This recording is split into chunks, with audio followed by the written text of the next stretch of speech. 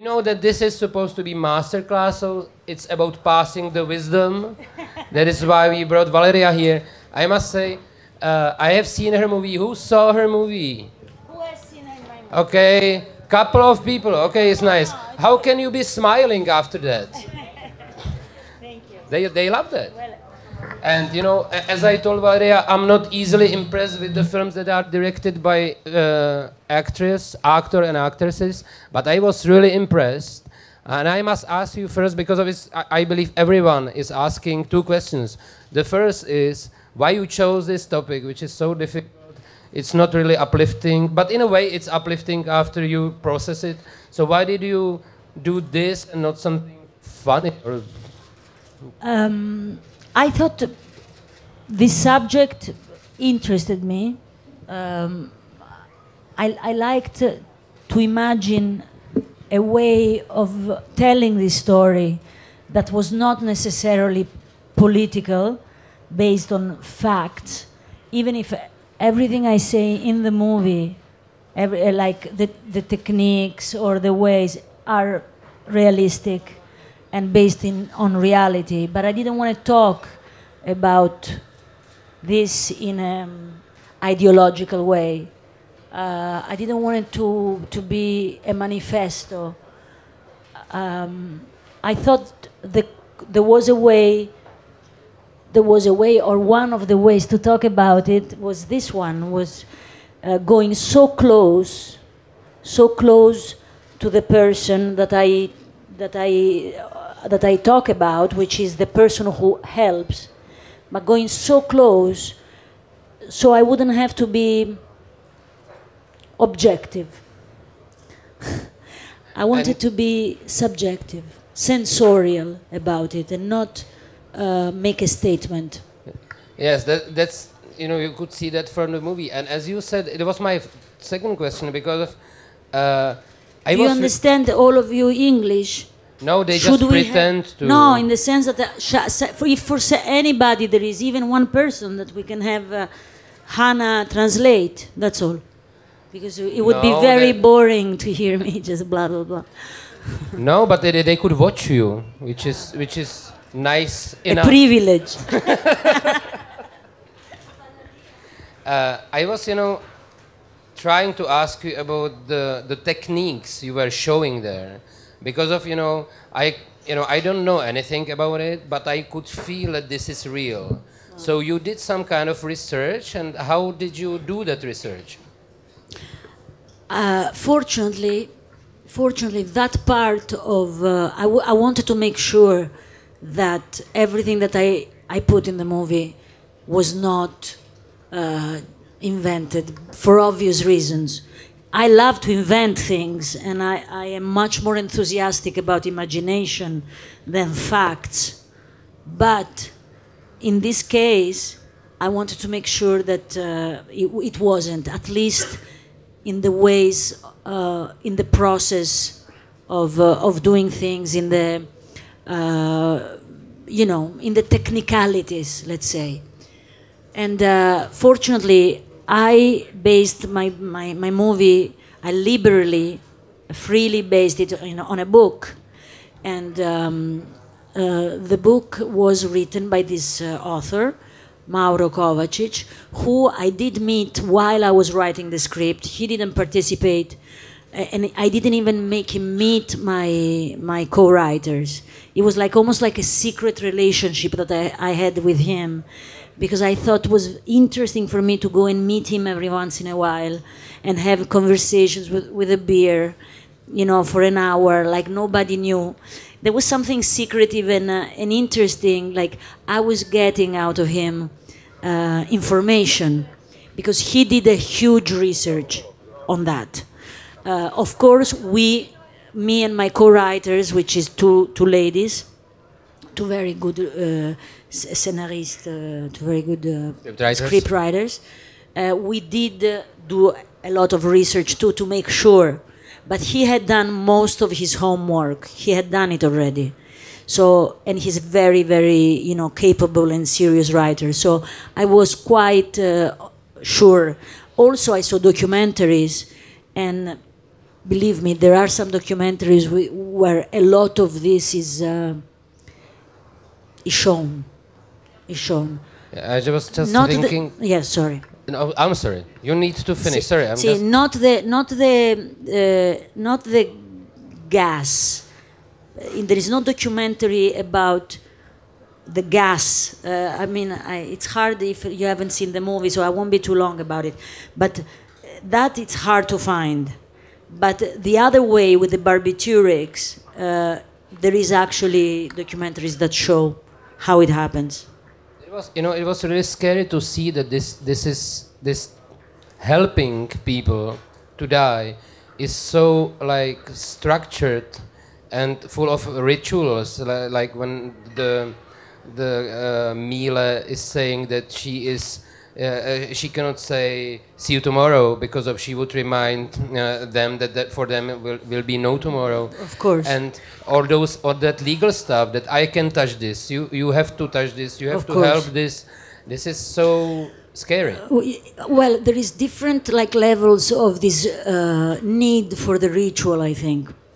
One, it's clearly that it's the most sacred thing that a human being can go through, the more mysterious and the more scary for a human being. So creating a ritual, I think, from the point of view of people who is helping, is a way to accompany, no? And also to defend themselves. Because inside the ritual, the pain is diluted, I think. That's why in the third encounter with the young boy who is suffering from SLA, and he doesn't want the music, he doesn't want anything of the ritual, she is herself left with the pain of seeing somebody dying. When the ritual is not there, everything is... I think this is, of course, my point of view. There is no truth in anything that I say. That's what I... This is, of course, the point of view of the director. So for me, it was like that. The ritual has different levels. The ritual for the ritual, the legal part, which is if you touch the things after a certain moment, you become the killer. Euthanasia is one thing, and assisted suicide is another. So the person who has decided to go and to kill themselves, they have to do it on their own from a certain point to, on. And then there was a third thing that I wanted to say, but I forgot. But I will tell you as soon as it comes in my mind. Okay, so I need to ask you one thing, because as I said earlier, I thought it's almost impossible for actors to shoot a good movie. And what I know is impossible is 3 women writing together. How did you manage that? No prejudice, eh? No, not at all. Not at all. Nothing. I'm from Balkans. Oh, so macho, eh? Good old macho. Now, I could have written. First of all, I could have written with 2 men too. It just happened that they are women. No, really, because I don't work in a sense of female-male. Even female movies or feminine, to me, is not my... I cannot think like that. So, in the same way that there are 2 women, it could have been 2 men. And it just happened that they were the people that seemed to me at the moment the more smart, and to put them together and with me, it looked actually that was the most easy part, the way our egos, all of us, work or not work. I saw that there was not going to be too dangerous, too like one trying to, come on top of the other. The 3 of us together work very well. So it just happens that they are women. But the thing is, when you write together with some other people something that is so serious and it touches everyone, that, you know, it's sometimes really hard to not share with everyone your pains and your thoughts of assisted suicide, and that it's, you know, it becomes really strong friendship, because it's, from my point of view, or from my experiences, that when you do something that seems important, that people bond together very strongly. We were actually, with my screenwriters, we were already very good friends. We are very good friends. And we have worked together in different things. Like, they have written movies that I was an actress in, or we tried to produce another movie together. We knew each other. Of course, this experience definitely has made us closer. It's not necessarily so. It could have, as I said before, kill our friendship, you know. But in this case, it's because, you know, we are talking about something that was so delicate, so fragile, as ethically, in a way, that everything was a trap. Everything was a trap. Even things that's why I got very far away from the book, which is a very good book, by the way, but it started to look less and less what I wanted to do. So I think it's a very personal, ethical experience when you start talking about these things. And we took it step by step. And, by the way, not to take anything away from them, but finally a movie is what you're doing while you're shooting it. And in the editing room, the first part is so important. Writing a good script is so important. We know it. I mean, it's needless to say. But finally, the movie is something else from what you wrote. And when you go and edit it, it's still something else. I mean, it gets more and more further away from your first thoughts. And it starts to become, I think, finally much more personal than it was in the beginning. It starts to have your best parts and your worst parts. A lot of the things that I did in the movie are almost like I couldn't do differently. I mean, you know, it's not about being... In the beginning, you take care of what you think is right.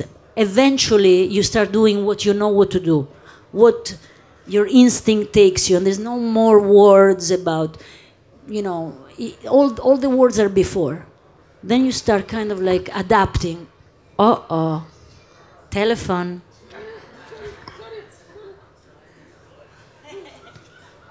I don't know if it's clear what I'm saying, you know. So, you mentioned that you three tried some projects before, and so how long did it take for you to become the director? How long did you want to be director, or you had the courage to start to be director?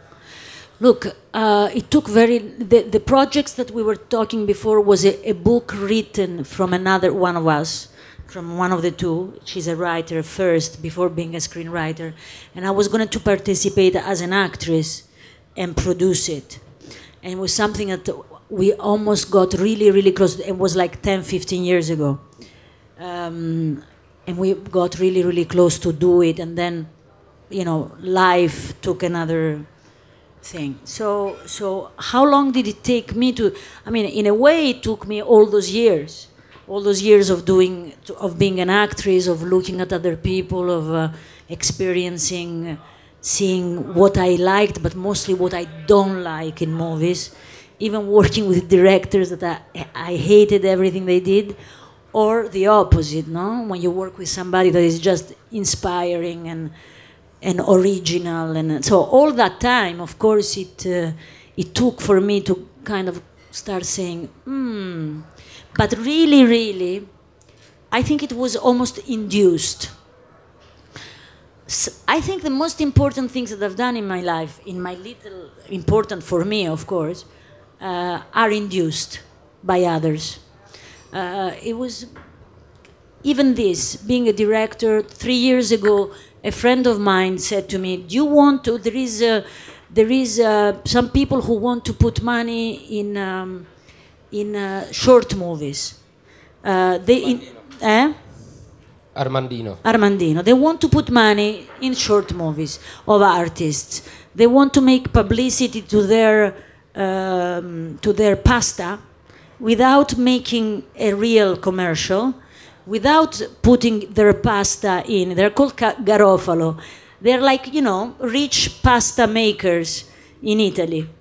Instead of, they're doing something extremely interesting. Instead of like doing commercials on themselves, they give a certain amount of money to some artist, and they don't ask you to make anything, you know, publicity. They just ask you to say at the beginning of the movie, presented by Garofalo. So they did it with me. They did it before with another director, with Papi Corsicato, who is an Italian director, very well known. Then they did it with Terry Gilliam, right after me. And now I think they're doing it with some other important guy or girl. And you can watch it on YouTube. You can watch it on YouTube. Armandino. So the only thing they ask you, which is like, they don't want a drama, they want a comedy, because they don't want to relate themselves to something. They're from Naples, and they're afraid that Naples in Italy is always attached to terrible things, you know. I'm from Naples too, so terrible thing. So they ask you not to make a drama, not to have people killed. And so I thought, I don't know, okay, maybe I'll do this. I'll try. But it was not a need. It became a need while I was doing it, because there were people who asked me to do it. So I thought, okay, what can I do? It's Naples, it's my city. How could I? That blah blah blah blah blah. And I did the first thing. So this one, of course, it was different. This one started from the beginning with me, with an idea of wanting to make a long movie. But also, for example, as macho is concerned, because I mean it is finally true. We produced it. My boyfriend, one of my best friends, Viola, and me produced my movie. Nobody wanted to produce this movie. In this case, in Italy, a movie about euthanasia or assisted suicide is like, really good friends who make really good movies didn't want to do it. They said, it's not the moment, it's really not going to happen. It's bad for you to start with a movie like that. Please don't do it. Please don't do it, because it's going to be your first and your last, basically. So in that case, my boyfriend, who's also an actor, and he's a very well-known actor in Italy, he probably at a certain moment I would have said, you know what, if all my friends tell me not to, probably I have to choose something else. While he was the one who was like, no, this is we're going to do it. We're going to do it. We're going to do it ourselves, and we're going to do it this way. I mean, it took us a year. So while I was writing the script, we started looking for money, and it was not easy at all.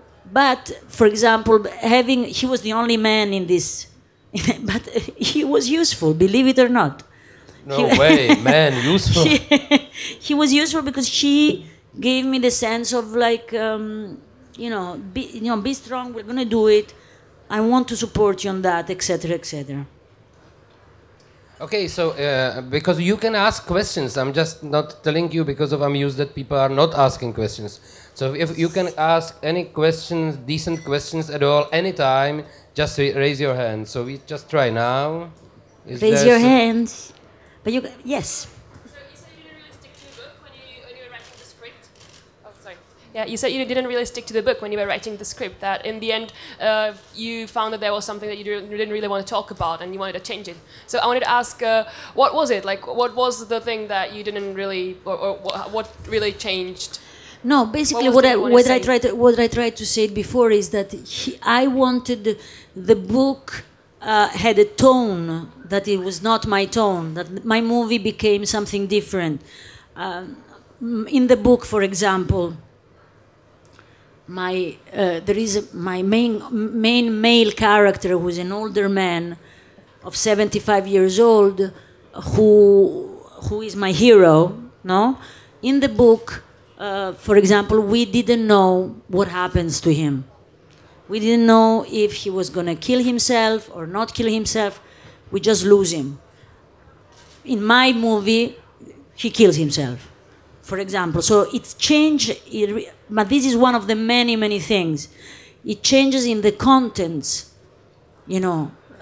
Finally, I made him become what I wanted him to become and not what Mauro, which is also one possibility, interesting, but not mine, you know. Or there is this poison, let's call it like that, going back and forth in the book.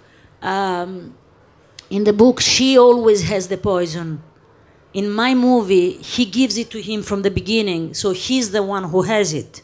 So the relationship, the power, great thing, shifts. Okay, so she goes back to get it back. She doesn't go back because she's a good girl and she wants to help him. She goes back to get it back. So it's just like, finally, it's a way of, it's also because a book is a book and a movie is a movie. No, really. I mean, a lot of things that work in a book, because you have 12 pages to explain it, in a movie just it doesn't happen. It becomes like, you know, like this. So you have to find ways to be able to arrive to that quicker through the images. So it changes. You know. See. I have a question about the ending of the. This was from the book, or this was your idea? And if I could remember, maybe I'm wrong.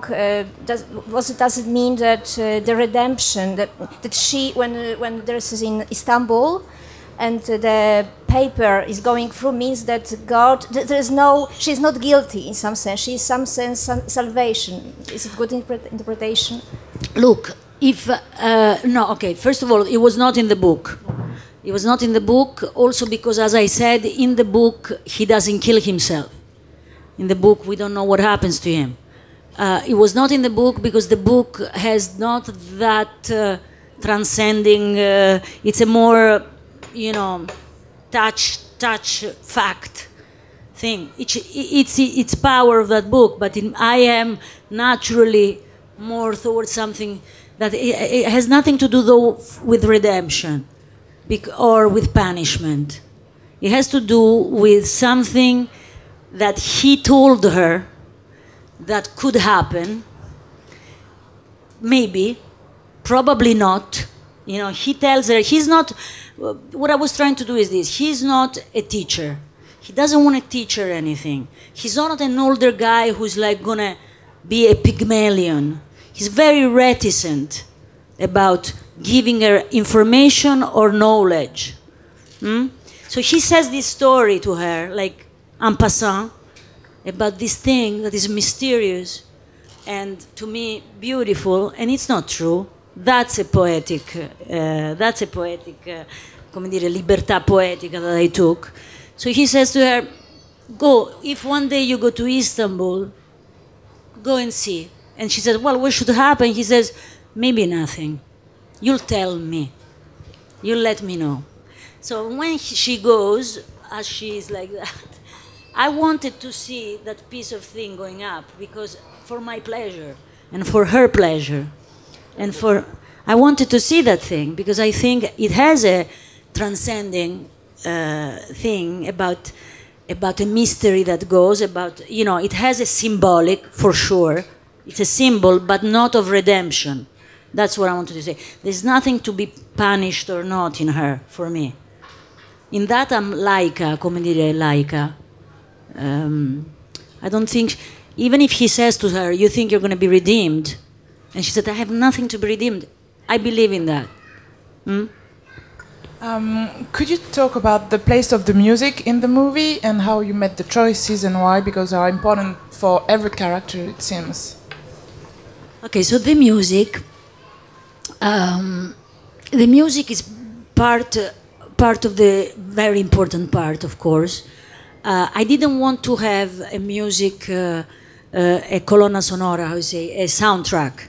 I didn't want to have a soundtrack that comes outside of the movie as you know, it becomes the soundtrack of the movie, because I thought it was, even if I say a big word, a little bit vulgar, you know, to add music to that subject. Me deciding where to bring the public, where to bring the watch, where to bring him. Oh, you have to feel like that, or you have to feel this way. This is what the movie is about. I wanted to stay away from that. I love some soundtracks, fantastic in certain movies. Maybe in my next one I will put it, but not in this one. I wanted it to be free from, you know, how can I put it, a guide to the public, or to induce sentimentality or whatever. So now that gave me also the freedom to be able to choose from so many more. It didn't have to be similar to each other. It could go anywhere, the music like this, because every character has its music. So every character can become anything you want. You know, you can go from rock to Bach, you know, from Shirley Waters to Tom York to Brassens, and just you're free to do it. It's a great trick in a way, because, you know, it comes from the movie. So from the movie I can hear anything. The same way I use sounds, so many sounds that there in the movie, they're not realistic at all. But I did, you know, I love sound. I realize that most of the movies I love have great sound in it. And by sound, I don't mean only dialogue, I mean everything that comes in. And so that, to me, that was a fantastic process, to be able to put ding, bong, that's like a feast. And so that's what the music was about. So now, sometimes I trick and I take the music before I hear the music. I don't know where it comes from, but then eventually I can see it. She's listening to it, or somebody's listening to it, or it comes from somewhere else. So that part, and the choice was music, some music that I liked, that I heard in these years, and that while I was writing the book, the script, I thought, I could put this music there. And then things that I heard while I was shooting. You know, for example, for the first couple that the lady that is in the bed with her husband, that they are the first ritual. There was music in the book written. She's listening to, and it was Frank Sinatra. It was My Way. Besides the fact that it's too expensive, I love Frank Sinatra in My Way. But it was just for me. Even if I could have taken it, I would have not chosen that song for the movie, because it was just too much on the point. My Way, you know, it's like about the life.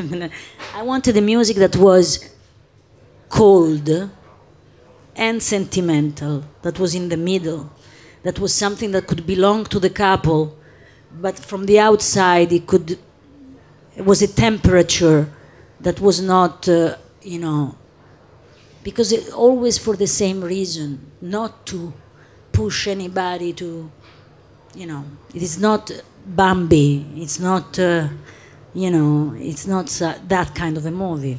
So.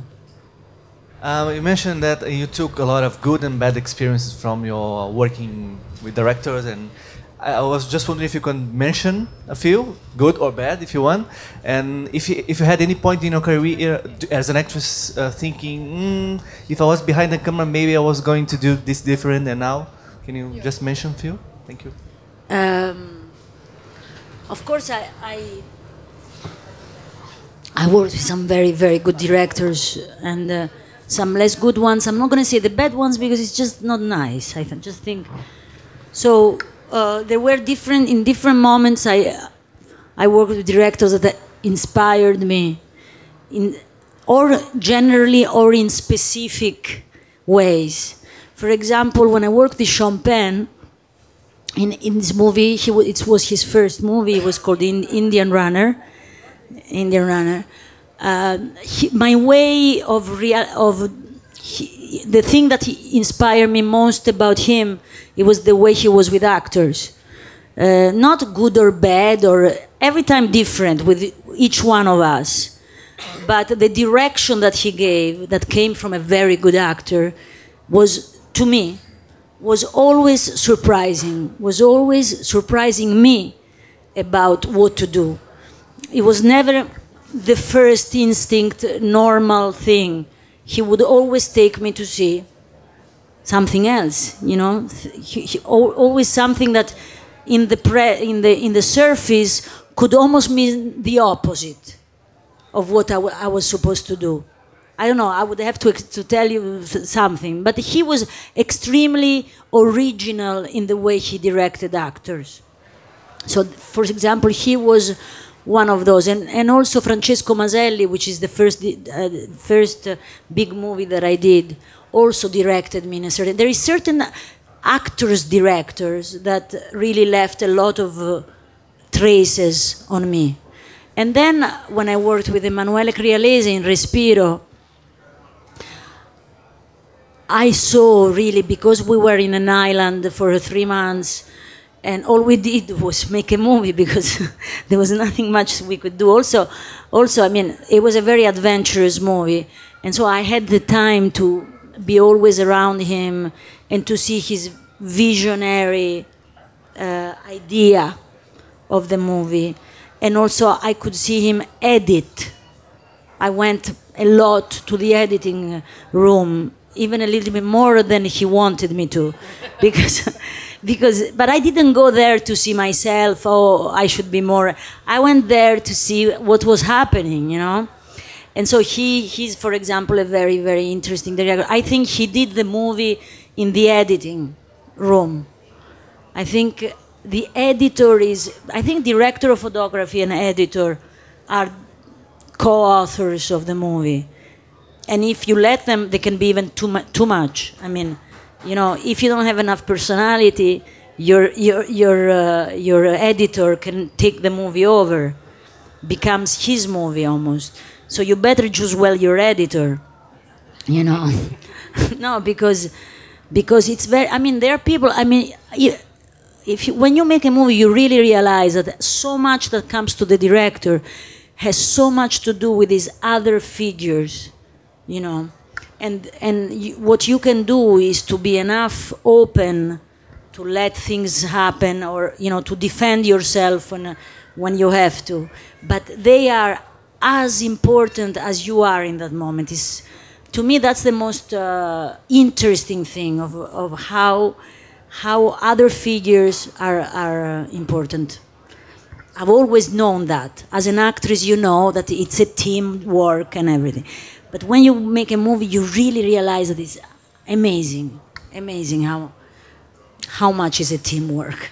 Skolimowski, and I'm asking because I'm from Poland, so I'm interested.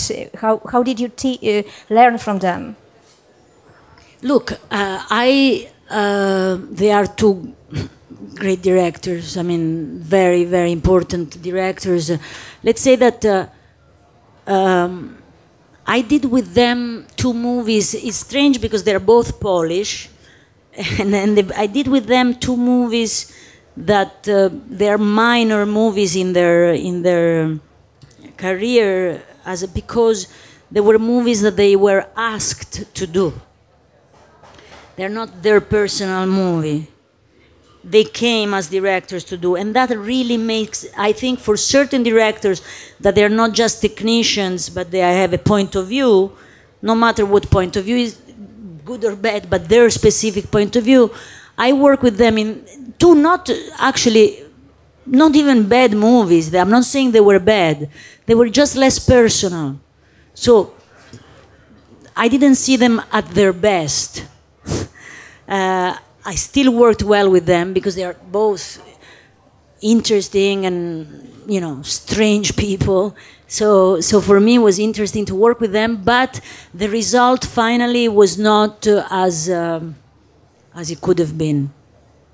I've seen after that Jerzy movies, his and before and after, they are, you know, great movies, great little or big movies, but they're very, very interesting. And ours was a little bit more tamed by co-productions, you know. That was, this is like these co-productions that they were in the end, in the 80s and 90s, of making like a lot of actors from everywhere. Like in the Skolimowski movie, there was Nastasia Kinski, Tim Hutton, and me. So we're all good actors, I mean, but still, there was something like everybody's playing in their own language. No. In that way, we're all speaking in English. Sorry, I forgot. But what I'm trying to say is that sometimes, you know, the way a movie is made is very important. The director cannot save a structure that is generic. Yeah, you're clear. My moderator is getting a little bit falling asleep. No, sorry, I'm guys. falling in love with you, not asleep. Wow. But I'm checking on clearness, and we're all right. Certo. Yes, We're yes, all yes, right? certe, Okay. yeah. Okay. Certe. Certe. He's the devil. Okay, other questions? Because the thing is that we are closing to 45 minutes, which will be in 7 minutes, and there will be this massive attack of autograph hunters. So I'm guessing about last question or something, so we could easily make it. So is there you want? Okay. Hi. So we knew that you were already a great actress, and now we know that you're also a great director. Not great. The film looks really mature. I was quite surprised. So I'm wondering if you're in the near future, you will still concentrate on being a great actress and doing lots of films, or are you also having plans to do more films and establish yourself as a filmmaker as well? Well, I would like to do another movie as a director, of course. I would. I am going around ideas and stuff. I don't have anything yet. And I'm not going to do a movie just because it will be easier now. Because now they will produce my movie. Now the second movie, they will produce it. Maybe the third, no. But the second, it comes. You know, people are telling me, we want to produce your movies. So I could make another movie, but I won't unless I have something that is interesting enough for me to spend another 3 years, 2.5 years, not sleeping, eating too much, being anguished, because there is that too. There is. A lot of the process is not happy. Not for me. Maybe there is happy directors. I haven't seen mean. Now I know why directors become mean. Because you spend sometimes the night like this, going like, and even if it's just a movie, you know, but in that moment for you is the only thing that matters. And you know you're gonna fuck it up. All you know is like, I know this is, you know, I'm making a mistake, or I made a mistake, or I didn't do what I wanted to do. So it's a lot of, it's beautiful, it's great, it's also happy, but it's also a lot of fatigue, anguish, and fear. Just fear for yourself, for your, you know, image, like everybody's gonna know I'm not good, you know. There is that part too, that you think, you know. So if I find something that is worth all that time, again, I will do it. I want to do it, but I'm not gonna just do a movie just because it's good enough, you know, the idea. And in the meanwhile, I'm gonna still act because I like it, and because I'm making a movie. I'm starting a movie in September. And then another one in January, so I'm gonna be making movies. Yeah. Okay, so thank you very much. Thank you very, very much. Thank you for coming and listening.